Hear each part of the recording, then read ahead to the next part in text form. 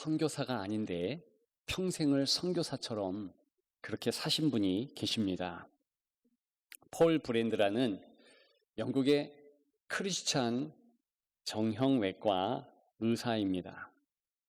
이분은 인도와 자국의 한센병 또한 당뇨병 환자를 지극정성 본인의 평생을 바쳐서 이렇게 돌보아 주었습니다.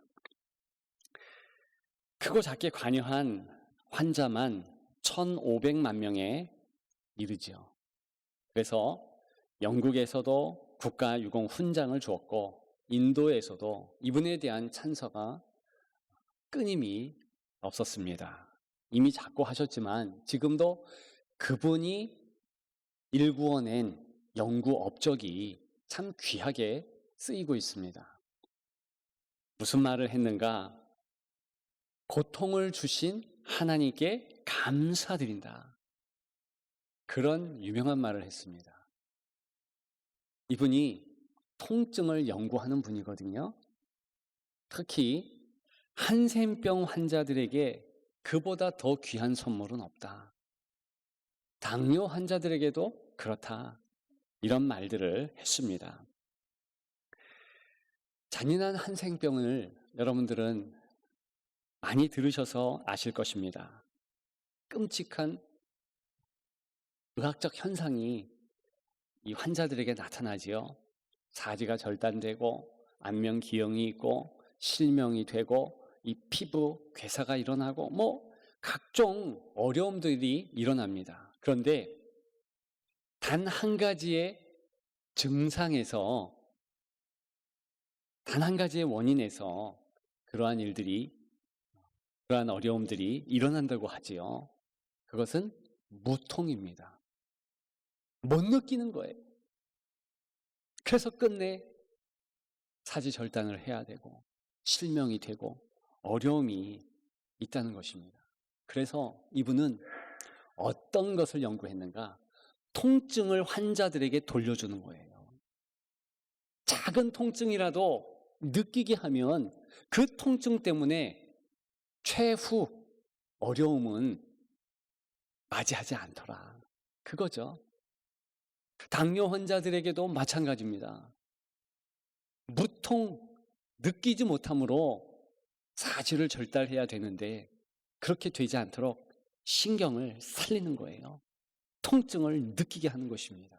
그래서 이분이요, 통증은 우리 몸을 향한 하나님의 선물이다 그랬어요. 통증이 귀합니다. 오늘 본문에 보면 통증이 하나님의 선물이다 이렇게 말씀드릴 수 있고 나눌 수 있는 상황이 나오고 있습니다. 21절입니다.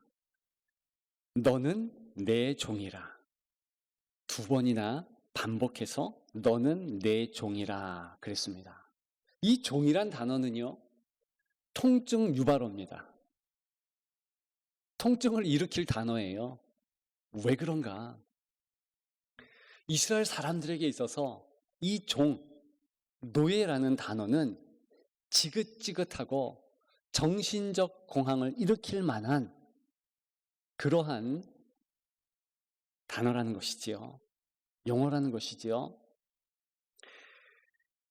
출애굽기 1장에 보게 되면 애굽에서 이스라엘 백성들이 학대받았습니다. 천민신세였죠. 한두 사람이 그런 것이 아니라 모든 민족의 사람들이 다 그랬다는 것입니다. 흙 이기기, 벽돌 굽기 등의 시키는 일을 감당해야 되었지요. 그래서 출애굽기 2장에 넘어가게 되면 하나님께 계속해서 부르짖게 됩니다. 하나님 살려주십시오. 하나님 못 살겠습니다. 도와주세요.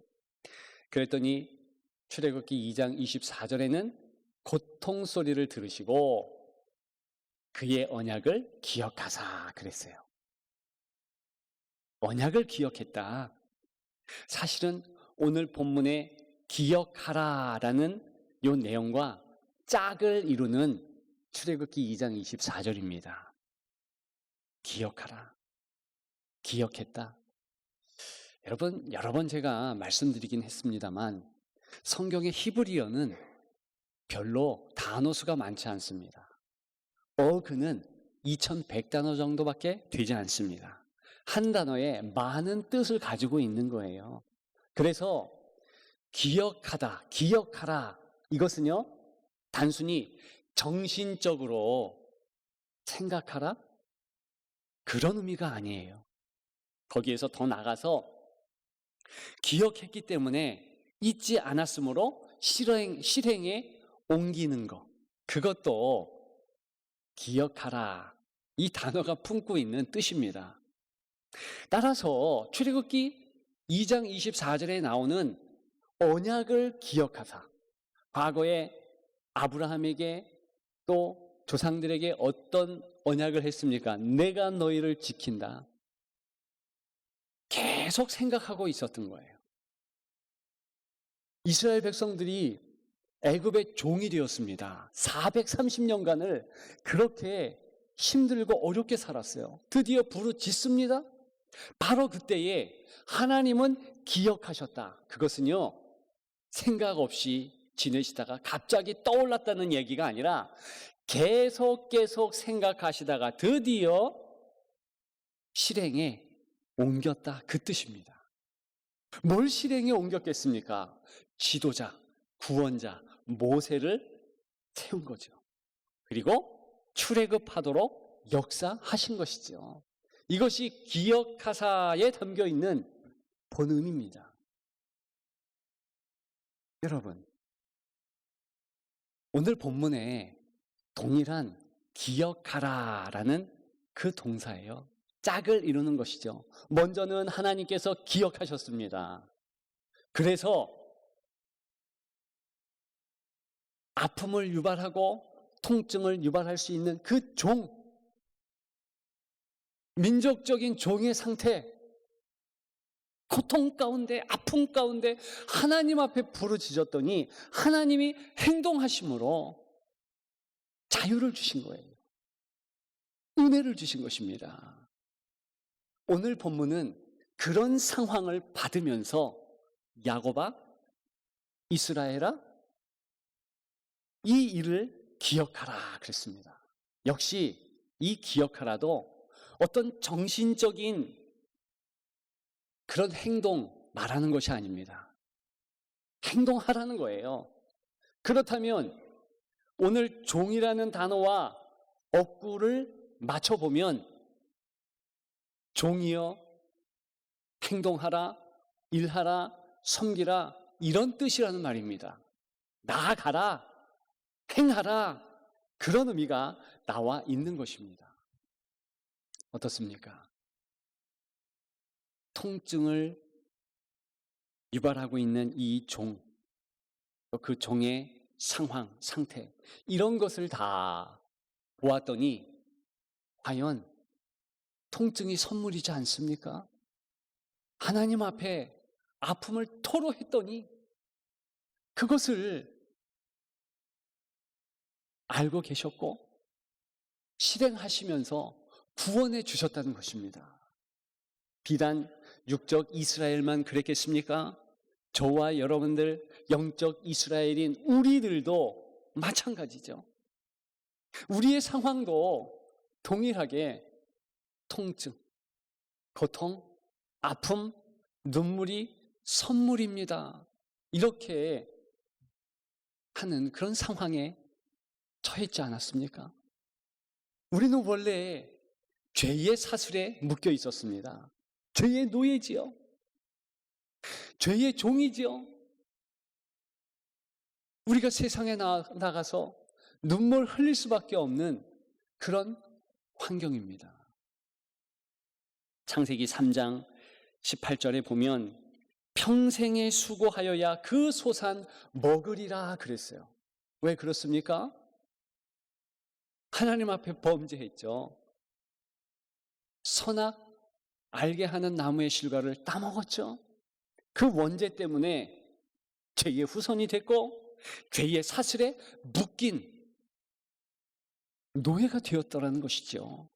그래서 죄의 삭은 사망, 인생은 죽을 수밖에 없고 병의 어려움을 경험할 수밖에 없고 서로 불평하고 불망하고 싸울 수밖에 없는 죄의 노예가 되었더라는 것이죠. 그때 우리는 어떻게 행했습니까? 신음한 거예요. 부르짖은 거예요. 애굽에서 이스라엘 백성들이 부르짖었듯이 우리가 하나님 앞에서 부르짖은 것이죠. 도와주옵소서, 살려주옵소서. 우리의 작은 신음에도 응답하시는 주께서 기억하사 실행하신 것입니다. 예수 그리스도를 우리에게 보내주신 것이지요. 여러분, 놀라운 것은 오늘 본문을 포함해서 이사야서에는 4번의 종이 나오고 있습니다. 그런데 그 종은 단순히 저와 여러분들, 이스라엘 백성들 의미하는 것이 아니라 예수 그리스도까지도 말하고 있습니다. 가장 큰 뜻은 예수 그리스도를 의미하는 것이죠. 그래서 종의 노래라고 명명합니다. 4번이나 나와요. 오늘 본문도 그 가운데에 한 구절들일 따름입니다. 특별히 53장에는 종의 모습, 예수 그리스도, 우리의 부르짖음에 하나님께서 응답하여 주시사 우리를 향하여 기억하사 행동하시는 그분의 모습이 나오고 있습니다. 우리 무리의 죄악을 그에게 담당시키셨도다. 예수님에게 저와 여러분들의 죄를 담당시키십니다. 죄의 노예에서 해방되도록 한 것입니다. 그래서 예수님은 어떤 어려움을 당했습니까? 이사야 53장 5절은 이렇게 말하고 있습니다. 예수님, 그가 찔림은 우리의 허물 때문이요 그가 상함은 우리의 죄악 때문이라. 그가 징계를 받음으로 우리가 평화를 누리고 그가 채찍에 맞음으로 우리는 나음을 입었도다. 우리 예수님께서 어려움 당하시고 이 땅에 오신 것은 그냥 오신 것이 아니라 우리의 부르짖음에 응답하시는, 우리의 통곡에 응답하시는 하나님의 응대로서 예수 그리스도를 보내주셨고 그 예수 그리스도께서 우리를 자유케 하셨다는 것입니다. 오늘 본문은 이 일을 기억하라 그랬습니다. 이 일을 기억하라. 내가 너를 지었으니 너는 내 종이니라. 이렇게 말하고 있습니다. 이 일, 창조 때부터 구속하시는 모든 하나님께서 행하신 일들을 기억하라는 것이죠. 여러분, 오늘 우리가 기억해야 될 아주 귀한 내용이 또 있습니다. 우리를 향한 하나님의 사랑도 기억해야 하고 우리가 하나님을 향하여서 부르짖는 것, 그 중요성을 또한 기억해야 하며 우리가 과거에 시시종종 통증 때문에 울었던 것, 그것도 선물이라는 것을 기억해야 하는 것입니다. 그것과 더불어서 오늘 본문은 또 한 가지를 반드시 기억해야 한다는 것입니다. 그것은 무엇인가? 예수 그리스도께서 이렇게 우리를 향하여서 종이 되고 노예가 되시면서 우리를 자유케 한 거, 거기에서 끝난 것이 아니라 한 공동체를 위해서 그렇게 행하셨다는 것입니다. 그 공동체를 성경은 하나님 나라다, 하나님의 왕국이다, 그렇게 말하고 있습니다. 영어로는 The Kingdom of God, 킹덤이에요. 이 킹덤은요 혼자가 아닙니다. 공동체를 의미하는 것입니다. 특별히 교회 공동체를 말하고 있는 것이지요. 오늘 본문에 야고바라고 지칭한 것, 이스라엘아라고 부른 것은 단수, 개인적인 부름이 아니고 복수를 의미하는 것입니다. 하나님의 나라 전체, 교회 공동체 전체, 그것이지요. 주께서 개인적으로도 저와 여러분들을 위하여서 모든 은혜를 주셨지만 특별히 하나의 공동체, 귀한 하나님 나라라 일컫는 교회 공동체, 이 공동체를 위해서도 희생하시고 먼저 종 되셨다는 것입니다. 그래서 야고바 이스라엘아, 기억하라, 너는 내 종이니라 라는 말씀은 복수형으로 교회 전체에게 하는 말도 되는 것입니다. 그것이 더 우선하지요. 여러분, 우리 공동체의 봉사가 참 필요합니다. 지난주에 한 책을 제가 소개했죠? 양과 목자. 지난주와 더불어서 한 내용을 더 말씀드리고 싶어요. 목자로서 실제로 양을 감당했던 그런 저자가 양의 습성을 여러 군데서 말했는데 나누고 싶은 내용이 있습니다. 뭐냐면 이 양들이요, 초장 아무리 좋아도 눕지 않는다는 거예요. 시편 23편에 푸른 풀밭에 누이시며 그런 어구가 있잖아요. 그런데 아무리 초장이 좋아도 덥석덥석 눕지 않는다는 거예요. 네 가지가 해결돼야지만 눕는다는 거죠. 첫째는 이 양들이 겁이 많은 동물들이라 두려움을 제거해야 된다네요. 예컨대 이리가 막 울음소리를 내고 주변에 있어요. 그러면 이 양들은 두려움이 많은 동물들이라 발발발 떨면서 웅크리고 있다는 것이죠. 그런데요, 양들이 이리의 습격에 얼만큼 빠르게 도망갈 수 있는가? 그 저자가 경험했대잖아요. 한 마리 늑대가 이리가 와서 습격해가지고 양들을 죽이는데 292마리를 순식간에 죽이는 것을 봤다는 거죠. 도망갈 수도 없어요. 그냥 불안감만 있는 거죠. 두 번째, 양들은 탈이나 기생충으로 괴로움을 받는 경우에 누려하지 않는다는 거죠. 세 번째, 배부르게 꼴을 먹지 않는 한 양들은 누려하지 않는다.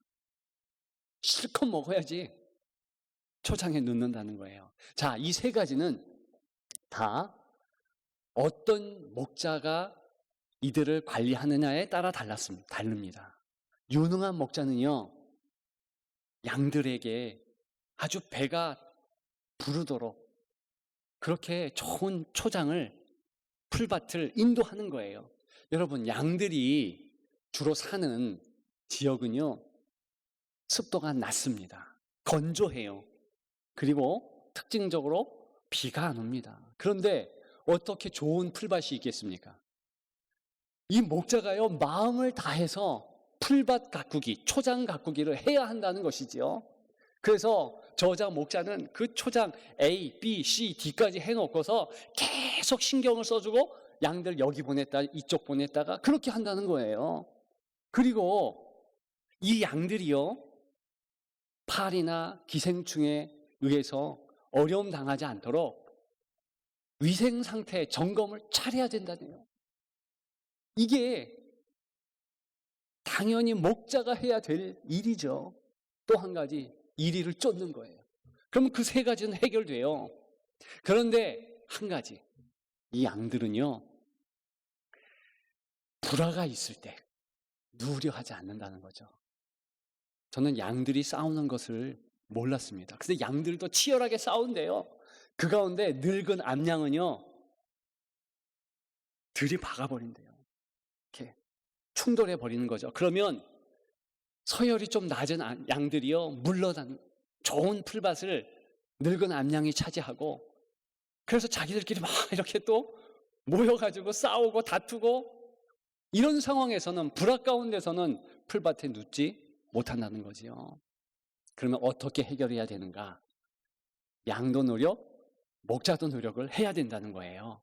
당연히 목자는 그 양들 가까이 가야 되는 것이고, 양들은 당연히 다가오는 목자를 쳐다보기만 해도 긴장 관계가 해소된다는 것입니다. 왜냐? 이름을 부르니까. 아무개 양아, 이렇게 이름을 부르는 거예요. 그러면은 양들은 주목하게 되어 있는 거죠. 그러면 늙은 암양이라 할지라도, 어떤 양이라 할지라도 정렬이 되는 거예요. 목자를 보면 긴장 끝 된다는 것입니다. 그런데 왕왕 목자를 안 보는 까탈진 양들이 없지 않지요. 그거는 이미 무리의 양이 아닌 거예요. 계속해서 소란을 일으키고 분란을 일으키고, 그 양은 어떻게 하겠습니까? 채찍질을 해줘야 되는 거죠. 여러분, 저와 여러분들 양을 닮았더라 고백하지 않을 수 없습니다. 우리가 이룬 하나님의 왕국, 하나님의 나라, 교회 공동체는 때로는 시끄러워요. 참 어렵습니다. 요즘에는 더한 것 같아. 이 지역의 교회들이 어렵고 한국의 교회들이 어렵습니다. 그런데 보면 어려운 이유가 서로 불화하는 것입니다. 다투는 거예요. 싸워요. 어떻게 해야 됩니까? 그리스도를 봐야죠. 목자 되신 주님을 바라봐야죠. 그런데 안 봐. 다른 데에 해결 방법을 찾습니다. 아니요. 절대 그렇지 않습니다. 여러분, 오늘이 성령 강림절후 10번째 주일이라고 했어요. 성령 강림절이 얼마나 중요하면 10번째 기념하고 있는 거예요, 지금. 왜 성령 운행하심에 우리가 마음을 둬야 됩니까? 성령께서 운행하시면 우리가 자연적으로 예수 그리스도를 목도할 수 있기 때문에 그렇습니다. 교회에 분란이 없고 하나 되는 것은 다른 것 없습니다. 성령 운행하심. 기도하고 말씀 보고 찬양하면서 예수 그리스도, 그분을 바라보면 모든 것이 평정되고 해결되는 것입니다. 그게 없으면 교회가 교회되지 않은 거죠. 여러분, 어떤 일을 해야 할까요? 어떤 섬김을 해야 할까요? 그것은요, 예배하는 거죠. 찬양 기도하는 거죠. 예배가 일이고 안식이 사명이고 찬양과 기도가 업무입니다. 먼저 그것이 돼야 되는 거예요. 섬기는 자, 일꾼, 종 다 예배자를 또한 뜻하는 것입니다. 그래서 예배 드리고 말씀 보고 섬기는 거, 이것이 가장 필요한 봉사라고 확신하십시오. 마음에 새기십시오. 일꾼 되려고 하시는 분들, 또 모든 교회의 성도들이요, 다른 것이 일이 아니라 예배드리고 안식일을 지키고 기도하고 찬양하는 것, 그것이 본연의 섬김의 일이다. 기억하시면 좋겠습니다. 오늘 제목, 뭔가 특별한 것이 있다. 아픔에는 뭔가 특별한 것이 있습니다. 애통, 고통, 통증 다 특별한 것이 있는 거예요. 기억하시고 내 삶에 어려움이 있는가? 그걸 통해서 더 주님을 향하여 부르짖고 주님을 향하여 기도하며 승리하는 여러분들 되시기를 주님의 이름으로 축복합니다.